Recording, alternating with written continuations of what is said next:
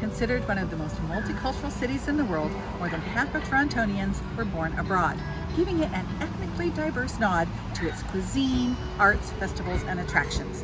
Where cultures merge, art and design flourish. Recognizing there is strength in numbers, many of the local artisans and designers have banded together to form associations, guilds, and collectives for the purpose of supporting one another, such as at Made You Look.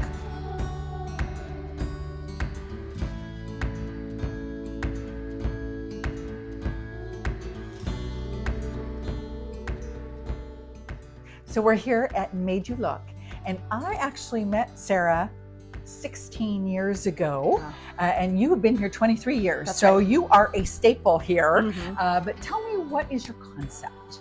Okay, well, Made You Look is one of the world's most unique jewelry stores ever. I've been told that by all of my clients over all these years. We represent over 100 local jewelers, and then there's 20 goldsmiths who work right on site. So our clients come in to be able to shop the work that's on display on the floor, but we also specialize in custom work, and we are also famous for our jewelry repair and alteration services. Okay. And so they're working like right here. That's right. This kind of place. You and got all it. around the shop, you've got all different stations with all different kinds of equipment. Yes. So we have some from costume jewelry to fine jewelry. Is You that got it. sort of the gamut? You run? Totally. Okay. So, people will say, who's your target market? And we'll say people with fingers, people with ears, people with necks. Right. People who like something pretty. Yeah, the whole concept was to make art jewelry accessible to the public, to teach people about the value of wearing something that's been handmade and how different it feels on the body when you know that there's been a lot of thought and intention behind. Love. Made Made with love. Made with right? love, exactly. So I opened my business in 2001, and at that time, people didn't have websites, social media wasn't a thing. Right. It was much harder to get this type of product into the hands of the public. It was usually through doing big shows, like the one of a kind. And that was a valid way of doing business. But this concept was to say, first of all, there's the dilemma of where to make the work, because it's an industrial process. There's fire, there's gas, there's kilns, And you just need space. you need right? physical space, but it's also health and safety issues with chemicals and so on. So first of all, to create an environment that's safe and conducive for showing up and getting to work, and then having an outlet to exhibit the work 7 days a week. We've been open 7 days a week for 23 years. Wow. So eliminating as many barriers as possible so that the public can have direct access to the beautiful things that we are creating. Well, you said we were just going to, maneuver about, and you're going to tell us about things along the way. So Sure. I'm anxious to get started. Okay, that sounds great. Okay. Awesome. Well, we're in the front of the shop at the moment, which is we consider it to be the candy shop section of the store. So we wanted our customers, when they came through the door, to feel at ease, that this isn't so high end of an experience that it would be intimidating. So obviously lots of color, and the jewelry is ready to touch, and the price point is such that it's accessible. So I love that, because some jewelry stores you come in, there's a security guy standing right there, and you feel like, am I allowed to be in this shop? And you immediately have this sort of tension as soon as you walk in. So you've completely done away with that. We definitely don't want that feeling. We want people to feel at home when they're here. We have clients that come in and we'll say, how can we help you today? And they'll say, well, to be honest, I'm not shopping today. I just come here to be inspired.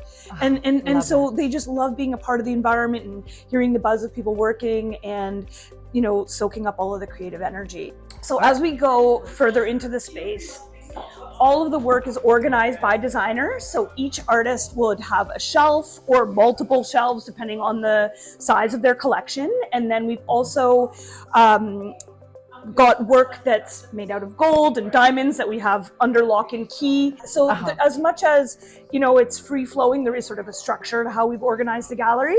Okay. And we like our customers, we tell customers that they're welcome to open up the cabinets. So, some of them are locked, but others are just open and able to be touched. And we're trying to just demonstrate just the full range of work. So exploiting materials is key. We've got the standard sterling silver, gold, and all the metals, platinum, and so on. But then we're looking at beads and rubber and fabric and feathers and rhinestones. It's whatever inspires people. Yeah, part of the fun, like I have a collection that's made out of bike tire inner tubes, and so she cuts all the inner tubes and makes fringe to look like feathers, and customers wonder, what is that? And then when we tell them, it's like even more intrigue. And so the more we can exploit materials and take something that maybe was not at all connected to fashion in any way, and then all of a sudden turn it into a piece of fashion, is really cool. Yes. And our customers love those stories. Yes. Behind you here on the wall is like our list of all of our repair and alteration menu items. And so this is something where many jewelry stores look after gold and silver, but we look after all the costume jewelry items as well. So if you found a bauble at a thrift store or at the mall, and it just happens to be one of your staple pieces that you love, and it's come apart, usually that's the end of the road for a lot of that jewelry. People don't know where to get it dealt with, but we are like, bring us your babies. If you love it, we love it. I think there's a stigma around other jewelry stores thinking, well, that's not really jewelry to us because it's not gold. And we're like, if you love it and it brings you joy, then it's important for us to fix this for you. So we've made so many customers that way. Wonderful. Okay, so let's go check out the wedding and engagement section. Okay. So we are famous for our indie bridal engagement and wedding band jewelry. So this is for everyone who does not want to get their wedding jewelry at the mall. Ah, okay. Which happens to be a giant portion of the population. I'll bet. So everything that's on display has been handmade by a local Toronto jewelry designer. Okay. This whole section here features our wedding and engagement rings. So this is sort of like a store within a store. You might notice that all the jewelry behind the showcase is bridal inspired. So obviously we also do the bride herself, her bridal party, mother of the bride, etc. The collections, again, are organized by artist. And what you're going to see here is a small portion that we would consider to be classic and timeless and maybe things you could have seen before. We do want to offer that if that's the direction that our clients want to go in. But I would say the majority of the work is engagement ring with a twist, wedding band with a twist, and then it's up to you what direction you want to go in. So that's our whole ethos, is like, goes back to the name of the store. The jewelry makes you look. It makes you have a reaction. And then as we meander on, more fun, playful, experimental, unique, and jewelers are busy at work behind their displays. So the idea is that each jeweler who is part of our environment is sitting directly behind their body of work. So when they are at their bench, they get to be part of the retail experience and hear what customers are saying about their work or about somebody else's work, and it informs what people want, what price points work, how do people shop. Often jewelers who are at benches that are in a home studio and more disconnected to the public don't have those answers to those questions. These guys are able to make their work with more confidence and with a clear intention. Knowing how the public behaves. Right. So as we walk back through, we hear going on at work. And then we have a couple of client meeting rooms. This is where we sit with our customers to talk about custom work. And then back here this is one of our industrial rooms. This is where the majority of the heavy lifting takes place. The finer work is what happens at the benches. But in this room, we have all of our plating equipment. We have our laser engraving, our is it a lot noisier in here? Generally, it would be noisier. You can see that we have fume hoods. This is where it would need to be properly ventilated. This is the stuff that's tricky for an individual to set up in their home.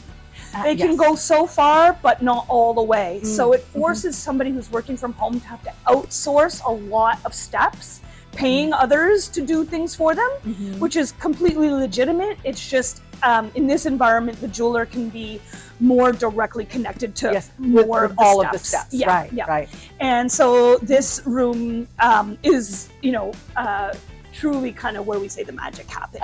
Yeah. Well, but I also love, you have a beautiful antique shelf up here. So as much as possible, you tried to make this very industrial space pretty. Yes. Right? Yes, exactly. Which is nice. It's a nice marriage, right? Yes, it's a very eclectic environment, and obviously having been here close to 25 years, over the years, like this piece, I think was likely part of our gallery at one point. And so, finding new homes for things, and it's just it's not like it all just went bibbity bobbity boop, it's done. It's like it just built slowly over time. Yeah. Exactly. And I know because we've had an interview in the past. Yes. There's a picture on the wall in this room of the old gallery that you can have a look at to remember what the space looked like back in the day. Can't wait. And we're also, I guess, going to go downstairs? Yes, there's more downstairs. Let's have a look. Okay. Okay, here we are in our basement, and we have tried to take advantage of every last square inch in the space to use it to our advantage. So this building was built in 1898, so we cannot get around the fact that we are in an old building. This basement used to be dark and dingy and not really an environment where we would want to be working in, but we did do a big renovation to allow for more jewelers to be utilizing the space down here. Great. It's sort of like we have two tiers. It's sort of some of the newer folks coming in, and they start off in the basement and then move their way upstairs as space becomes available. And then we also have some jewelers down here who do very, very specific things. So we have our stone setters who are down here that need more of an isolated space to work in. We have our CAD designers down here. And this has its own energy and its own feel. And it's funny because our business is so busy, we can spend a whole day upstairs not even realizing who else is down here. And then when you see them pop up, like, oh, I didn't know you were here today. Right. Yeah, it's kind of funny. Well, and the ceiling's a little bit low, but it doesn't matter when you're sitting and you're looking in your magnifying glasses and you're working with your hands. Yes. It doesn't matter. It doesn't matter. Right? Exactly.